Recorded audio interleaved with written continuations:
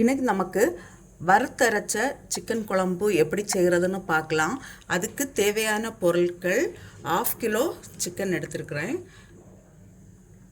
இது ஒரு அரை மூடி கோகனட்டு, அரை ஸ்பூன் பெப்பர், அரை ஸ்பூன் ஜீரகம், அரை ஸ்பூன் சோம்பு, 2 பட்டை, ஒரு ஏலக்காய், ஒரு 5 கிராம்பு, வெங்காயம், 1/2 வெங்காயம், கொஞ்சம் கருவேப்பிலை. இது நமக்கு வறுத்து பவுடர் பண்ணிக்குள்ளது.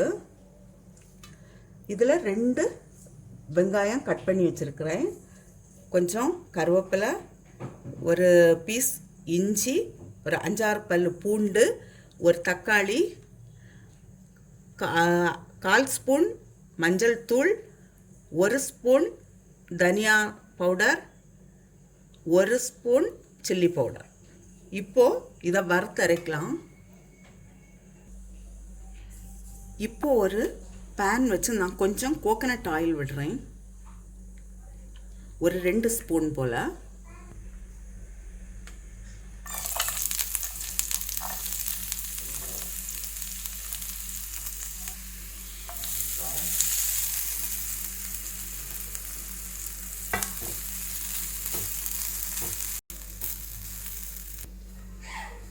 இது இன்னும் கொஞ்சம் கூட ப்ரௌன் கலர் வர்றது வரை ஃப்ரை பண்ணலாம். இவ்வளோ ப்ரௌன் கலர் ஆகிறது வரை நம்ம ஃப்ரை பண்ணணும். இப்போ நான் ஸ்டவ் ஆஃப் பண்ணுறேன். இது நீ ஆறட்டும். ஆறின பிறகு மிக்சியில் அரைச்செடுக்கலாம். இப்போது கொஞ்சம் ஆயில் விடலாம்.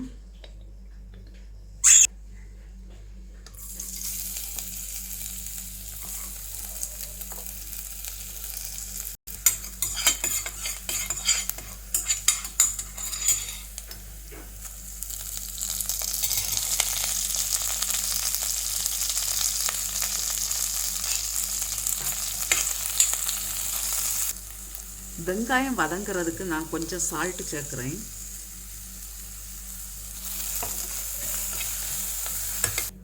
இப்போ இந்த வறுத்து வச்சுருக்கிற தேங்காயை அரைச்சி எடுத்துகிட்டு வரேன். ஆனால் இதில் தண்ணி விடக்கூடாது, தண்ணி விடாமல் வறுத்தரைக்கணும்.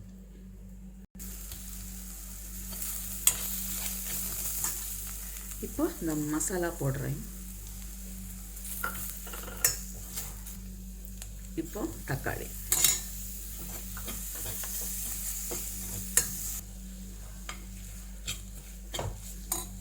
இப்போ அந்த சிக்கன் போடுறேன்.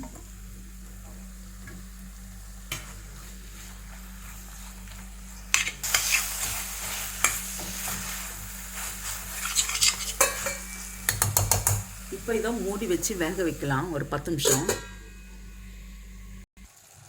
இப்போ இந்த சிக்கனுக்கு தேவையான அளவு சால்ட் போடலாம். போட்டு கொஞ்சம் தண்ணி விட்டு வேக வைக்கலாம். வறுத்த தேங்காயை பவுடர் பண்ணியாச்சு. இது நம்ம ஏன் தண்ணி விடாமல் அரைக்கணும்னா, அதில் இந்த கலர் தண்ணி விட்டோன்னா அந்த கலர் கிடைக்காது, அதுக்காக தான்.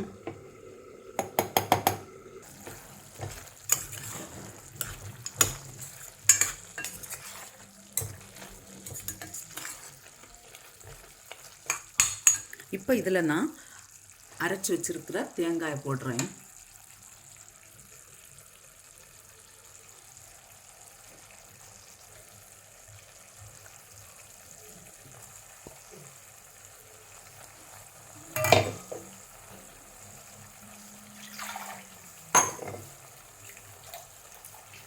இனி இதுக்கு தேவையான அளவு தண்ணி சேர்க்கலாம். நம்ம குழம்புக்கு எவ்வளோ தேவையோ அவ்வளோ.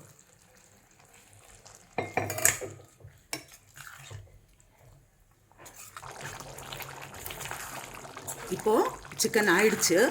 நான் லாஸ்ட்டில் கொஞ்சம் கொத்தமல்லி இலை போடுறேன்.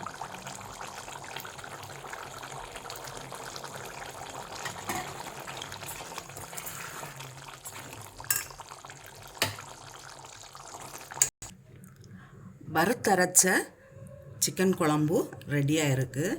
இது ரைஸுக்கு கூடயும் சப்பாத்திக்கு கூடயும் நல்லா இருக்கும். நீங்களும் இது போல் செய்து பாருங்கள். செய்து பார்த்து உங்களுடைய கருத்துக்களை தெரிவிங்க. உங்களுக்கு இந்த சமையல் பிடிச்சிருக்குன்னா சப்ஸ்கிரைப் பண்ணுங்கள். உங்களுடைய ஃப்ரெண்ட்ஸுக்கெல்லாம் ஷேர் பண்ணுங்கள்.